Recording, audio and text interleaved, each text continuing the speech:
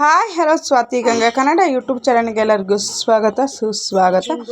ಇವತ್ತಿನ ವಿಡಿಯೋದಲ್ಲಿ ಒಂದು ವರಾಹ್ಯಮ್ಮನ ಒಂದು ಮಂತ್ರವನ್ನು ತಿಳಿಸ್ಕೊಡ್ತಾ ಇದ್ದೀನಿ. ಈ ಒಂದು ಮಂತ್ರವನ್ನು ಹೇಳೋದಕ್ಕೆ ಸ್ನಾನ ಮಾಡಬೇಕು, ಪೂಜೆ ಮಾಡಬೇಕು ಅನ್ನೋ ಅಂಥದ್ದು ಏನೂ ಇರೋದಿಲ್ಲ. ರೂಲ್ಸ್ ಆ್ಯಂಡ್ ರೆಗ್ಯುಲೇಷನ್ ಅಂತೂ ಮೊದಲೇ ಇರೋದಿಲ್ಲ.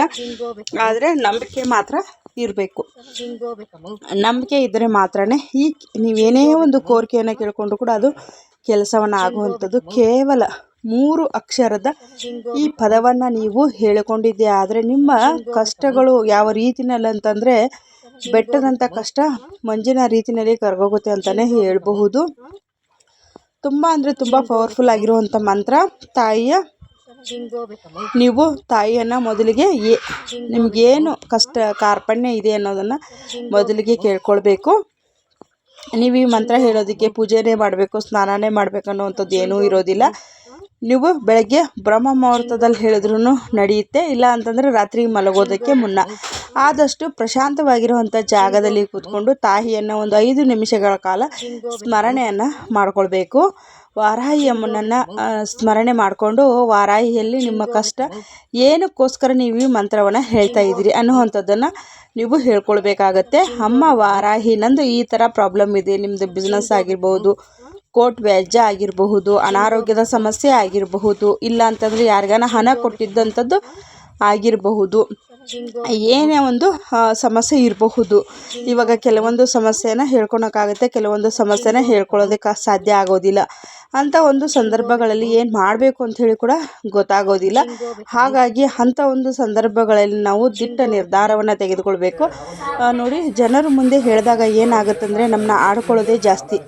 ಅಯ್ಯೋ ನೋಡು ಹಾಗೆ ಹೀಗೆ ಅಂಥೇಳಿ ಕಷ್ಟ ಇರುವಾಗ ನಾವೇನೇ ಒಂದು ಸಂಕಷ್ಟದಲ್ಲಿರುವಾಗ ಯಾರ್ದನ ಮುಂದೆ ಶೇರ್ ಮಾಡ್ಕೊಂಡಿದ್ದೀವಿ ಅಂದರೆ ಆ ಥರ ಭಯ ಅನ್ನೋಂಥದ್ದು ನಮ್ಗೆ ಕಾಡ್ತಾ ಇರುತ್ತೆ. ಅಯ್ಯೋ ಇವ್ರಿಗೆ ಈ ವಿಷಯ ಹೇಳಿದ್ವಿ, ಇವ್ರು ಯಾರಿಗೋ ಹೇಳಿಬಿಟ್ರೇನೋ, ಅವ್ರು ಹೇಳಿರೋದಿಲ್ಲ ಬಟ್ ಆದರೆ ಇವ್ರಿಗೆ ಗೊಂದಲ ಅನ್ನೋವಂಥದ್ದು ಶುರುವಾಗ್ಬಿಟ್ಟಿರುತ್ತೆ. ಹಾಗಾಗಿ ನಂಬಿಕೆ ಅನ್ನುವಂಥದ್ದು ತುಂಬ ಅಂದರೆ ತುಂಬ ಮುಖ್ಯವಾಗಿರುತ್ತೆ. ಹಾಗಾಗಿ ಖಂಡಿತವಾಗ್ಲೂ ನಂಬಿಕೆಯನ್ನಿಟ್ಟ ತಾಯಿಯ ಮಂತ್ರವನ್ನು ಹೇಳ್ಕೊಳ್ಳಿ. ನಿಮಗೆ 100ಕ್ಕೆ 100ರಷ್ಟು ರಿಸಲ್ಟ್ ಅನ್ನೋವಂಥದ್ದು ಸಿಗೋವಂಥದ್ದು. ಹಾಗಾಗಿ ಹೇಳ್ತಾ ಇದ್ದೀನಿ, ತಾಯಿಯನ್ನು ನಂಬಿ ಯಾವುದೇ ಕಾರಣಕ್ಕೂ ಕೂಡ ತಾಯಿ ಕೈ ಬಿಡೋದಿಲ್ಲ. ವಾರಾಹಿ ಅಮ್ಮ ಅಂದ್ರೇ ಸಾಕು, ಸದಾಕಾಲ ನಮ್ಮ ಜೊತೆಗೆ ಬೆನ್ನಿನಿಂದ ನಿಂತು ಕಾಪಾಡ್ತಾರೆ. ಮತ್ತು ಸ್ವಂತ ಮನೆ ತೆಗೆದುಕೊಳ್ಳೋಕ್ಕೂ ಕೂಡ ಈ ಒಂದು ಮಂತ್ರ ಅನ್ನೋದು ಹೇಳ್ಕೊಳ್ಬಹುದು. ಜಾಗಕ್ಕೆ ಸಂಬಂಧಪಟ್ಟಿರುವಂಥದ್ದು, ಸೈಟ್ಗೆ ಸಂಬಂಧಪಟ್ಟಿರುವಂಥದ್ದು, ಏನೋ ಒಂದು ಸಣ್ಣ ಪುಟ್ಟ ಬಿಸ್ನೆಸ್ಗಳನ್ನು ಮಾಡ್ತಾ ಇರ್ತೀರಿ. ಆ ಒಂದು ಬಿಸ್ನೆಸ್ಗೋಸ್ಕರ ಕೂಡ ಈ ಒಂದು ಮಂತ್ರವನ್ನು ನೀವು ಖಂಡಿತವಾಗ್ಲೂ ಹೇಳ್ಕೊಳ್ಬಹುದು. ಜಯ ಅನ್ನೋವಂಥದ್ದು ನಿಮ್ಮ ಕಡೆಗೇ ಆಗುವಂಥದ್ದು. ಮತ್ತು ಯಾರಿಗೋ ಸಾಲವನ್ನು ಕೊಟ್ಬಿಟ್ಟಿರ್ತೀರಿ, ಇವತ್ತು ನಾಳೆ ಅಂಥೇಳಿ ತುಂಬ ಸತಾಯಿಸ್ತಾ ಇರ್ತಾರೆ. ಅಂಥವರು ಕೂಡ ಈ ಒಂದು ಮಂತ್ರವನ್ನು ಹೇಳ್ಕೊಳ್ಬಹುದು. ಮಕ್ಕಳ ಎಜುಕೇಷನ್ಗೋಸ್ಕರ ಕೂಡ ಈ ಮಂತ್ರವನ್ನು ಹೇಳ್ಕೊಳ್ಬೋದು. ನಮ್ಮ ಮಕ್ಕಳು ಓದ್ತಾ ಇಲ್ಲ, ಜ್ಞಾಪಕ ಶಕ್ತಿ ಅನ್ನೋವಂಥದ್ದಿಲ್ಲ ಅಂತ, ಇದು ತುಂಬ ಚಿಕ್ಕವರಿಂದ ಹಿಡಿದು ದೊಡ್ಡವರು ತುಂಬ ಸುಲಭವಾಗಿರುವಂಥ 3 ಅಕ್ಷರದ ಪದ ಅಂತಲೇ ಹೇಳಬಹುದು. ಆದರೆ ಇದಕ್ಕೆ ತುಂಬ ಅಂದರೆ ತುಂಬ ಶಕ್ತಿಶಾಲಿಯಾಗಿರುವಂಥ ಈ ಒಂದು ಮಂತ್ರ ಅಂತಲೇ ಹೇಳಬಹುದು. ಇದು ಗುಪ್ತ ಒಂದು ಯಂತ್ರದಲ್ಲಿ ಇರುವಂಥ ಒಂದು ಮಂತ್ರ. ಈ ಮಂತ್ರವನ್ನು ನೀವು ಹೇಳ್ಕೊಂಡಿದ್ದೆ ಆದರೆ ಖಂಡಿತವಾಗ್ಲೂ ನಿಮಗೆ ಏನೇ ಒಂದು ಆಕಾಶದ ಎತ್ತರಕ್ಕೆ ಕಷ್ಟ ಇದ್ರೂ ಕೂಡ ಅದು ಒಂದು ನಿಮಗೆ ಇರುವೆ ಗಾತ್ರದಲ್ಲಿ ಹೋಗುವಂಥದ್ದು. ಹಾಗಾಗಿ ಏನೇ ಒಂದು ಸಂಕಷ್ಟ ಬಂದಿದ್ರೂ ನಿಮಗೆ ಇವಾಗ ಹೇಳ್ತಾರಲ್ವ, ತಲೆ ಮೇಲೆ ಬಂದಿರುವಂಥದ್ದು ಎಲೆ ಮೇಲೆ ಹೋಗಬೇಕು ಅಂಥೇಳಿ. ಹಾಗಾಗಿ ಆ ರೀತಿಯಲ್ಲಿ ನಿಮಗೆ ಒಂದು ದಾರಿ ಅನ್ನುವಂಥದ್ದು ಸಿಗುತ್ತೆ. ಖಂಡಿತವಾಗ್ಲೂ ಈ ಒಂದು ಮಂತ್ರವನ್ನು ಹೇಳಿಕೊಂಡು ನೋಡಿ. ನೀವೇ ಹೇಳ್ತೀರಿ, ಮೇಡಮ್ ನಮಗೆ ತುಂಬ ಅಂದರೆ ತುಂಬ ಒಳ್ಳೆಯದಾಯಿತು, ತುಂಬ ಉಪಯೋಗ ಆಯಿತು ಈ ಮಂತ್ರದಿಂದ, ನಾವೇನು ಅಂದ್ಕೊಂಡಿದ್ವಿ ಆ ಕೆಲಸ ಅನ್ನೋವಂಥದ್ದು ಆಯಿತು ಅಂತೇಳಿ ನೀವೇ ಹೇಳ್ಕೊಳ್ತೀರಿ. ನಮ್ಮ ಮನೆಯಲ್ಲಿ ಮಕ್ಕಳ ಸೌಂಡಂತೂ ತುಂಬ ವಿಪರೀತವಾಗಿದೆ. ಹಾಗಾಗಿ ಸ್ವಲ್ಪ ಆ ಸೌಂಡನ್ನು ಇಗ್ನೋರ್ ಮಾಡಿ ಅಂತೇಳಿ ಕೇಳ್ಕೊಳ್ತೀನಿ. ಯಾಕಂದರೆ ಮಕ್ಕಳಂದರೆ ಹಾಗೆ ಅಲ್ವಾ, ಅವರು ಯಾವಾಗ ಮಲ್ಕೊಳ್ತಾರೋ ಯಾವಾಗ ಎದ್ದೇಳ್ತಾರೋ ಅನ್ನೋದೇ ಗೊತ್ತಾಗೋದಿಲ್ಲ.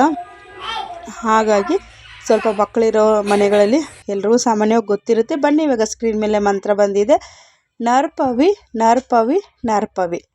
ಇಷ್ಟೇ, ಏನೂ ನಿಮಗೆ ಕಷ್ಟ ಇಲ್ಲ.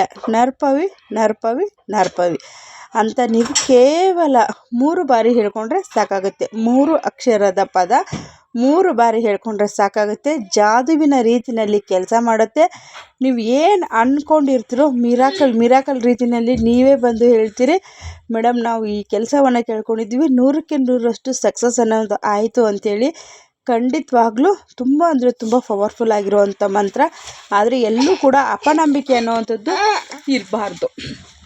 ಏನು ಇಷ್ಟು ಚಿಕ್ಕ ಮಂತ್ರ ಹೇಳೋದ್ರಿಂದ ನಮಗೆ ಕೆಲಸ ಆಗುತ್ತಾ ಅನ್ನೋವಂಥದ್ದು ಯಾವುದೇ ಕಾರಣಕ್ಕೂ ನಿಮ್ಮ ಮನಸ್ಸಿನಲ್ಲಿ ಕ್ಷಣ ಒಂದು ಸಾಸಿವೆ ಕಾಳಷ್ಟು ಕೂಡ ಅನುಮಾನ ಅನ್ನೋವಂಥದ್ದು ಬರಬಾರ್ದು. ನಾವು ಮಂತ್ರ ತಾಯಿಯನ್ನು ಜ್ಞಾಪಕ ಮಾಡಿಕೊಂಡು ಮಂತ್ರವನ್ನು ಹೇಳ್ಕೊಳ್ತಾ ಇದ್ದೀವಿ. ಕೇವಲ 3 ದಿನದಲ್ಲಿ ನಮ್ಮದು ಕೆಲಸ ಆಗೇ ಆಗುತ್ತೆ ಅಂಥೇಳಿ. ಬೆಳಗ್ಗೆ ಬ್ರಹ್ಮ ಮುಹೂರ್ತದಲ್ಲಿ ನಿಮಗೆ ಎಚ್ಚರ ಆಗುತ್ತೆ, ಅಭ್ಯಾಸ ಇದೆ ಅಂದರೆ ನೀವು ಬ್ರಹ್ಮ ಮುಹೂರ್ತದಲ್ಲಿ ಹೇಳ್ಕೊಳ್ಳಿ. ಇಲ್ಲ ಅಂದರೆ ಬೆಳಗ್ಗೆ ಎದ್ದ ತಕ್ಷಣ ಹಾಸಿಗೆ ಮೇಲೇ ಕೂತ್ಕೊಂಡು ತಾಯಿಯ ಸ್ಮರಣೆಯನ್ನು ಮಾಡಿಕೊಂಡು ಹೇಳ್ಕೊಳ್ಳಿ. ಇಲ್ಲ ಅಂದರೆ ರಾತ್ರಿ ಮಲಗೋದಕ್ಕೆ ಮುನ್ನ ಕೂಡ ನೀವು ತಾಯಿಯ ಒಂದು ಸ್ಮರಣೆಯನ್ನು ಮಾಡಿಕೊಳ್ಬೇಕು. ಮಾಡಿಕೊಂಡು ತದನಂತರದಲ್ಲಿ ನಿಮ್ಮ ಕಷ್ಟ ಕಾರ್ಪಣ್ಯ ಏನಿದೆಯೋ ಅದನ್ನು ಕೇಳಿಕೊಂಡು ತದನಂತರದಲ್ಲಿ ಮಂತ್ರದ ಉಚ್ಚಾರಣೆಯನ್ನು ಮಾಡಬೇಕು. ಮಾಂಸಾಹಾರವನ್ನು ತಿಂದು ಮಂತ್ರ ಹೇಳೋ ಹಾಗಿಲ್ಲ. ಮತ್ತು ಹೆಣ್ಮಕ್ಳಾಗಿದ್ದರೆ ಅವರು 5 ದಿನ ಮಾಸಿಕ ದಿನಗಳಲ್ಲಿ ಮಂತ್ರವನ್ನು ಹೇಳೋ ಹಾಗಿಲ್ಲ. ಮತ್ತು ಇನ್ನೊಂದೇನಪ್ಪ ಅಂತಂದರೆ, ನಿಮಗೆ ಹೊಸದಾಗಿ ಮದುವೆ ಆಗಿರುವಂಥ ದಂಪತಿಗಳಿದ್ದರೆ ನೋಡ್ಕೊಳ್ಳಿ ನಿಮ್ಮ ಒಂದು ಅನುಕೂಲತೆ ಯಾವ ರೀತಿಯಾಗಿದೆ ಅಂಥೇಳಿ. ಶುದ್ಧಾಚಾರದ ಬಗ್ಗೆ ನಾವು ಹೇಳುವಷ್ಟಿರೋದಿಲ್ಲ, ಖಂಡಿತವಾಗ್ಲೂ ಎಲ್ಲರ ಗಮನಕ್ಕೆ ಗೊತ್ತಿದ್ದೇ ಇರುತ್ತೆ. ಅದನ್ನು ನೀವು ಈ 3 ಒಂದು ಪಾಲನೆಯನ್ನು ಮಾಡ್ಕೊಳ್ಳಿ. ಮಿಕ್ಕಿದ್ದು ಏನೂ ಇಲ್ಲ, ನಿಮಗೆ ಸ್ನಾನ ಪೂಜೆ ಅನ್ನೋವಂಥದ್ದು ಏನೂ ಇಲ್ಲ. ಮನಸ್ಸಿನಲ್ಲಿ ತಾಯಿಯ ಸ್ಮರಣೆಯನ್ನು ಮಾಡಿಕೊಂಡು ಮಂತ್ರವನ್ನು ಹೇಳ್ಕೊಳ್ಳಿ ಅಂತೇಳಿ ಕೇಳ್ಕೊಳ್ತೀನಿ. ಇಷ್ಟೊತ್ತು ನಾನು ವಿಡಿಯೋ ನೋಡುತ್ತೆ ಎಲ್ಲ ನನ್ನ ಸ್ನೇಹಿತರಿಗೂ ತುಂಬ ಹೃದಯದ ಧನ್ಯವಾದಗಳು. Take care, bye. Thank you for watching. ನಮಸ್ತೆ.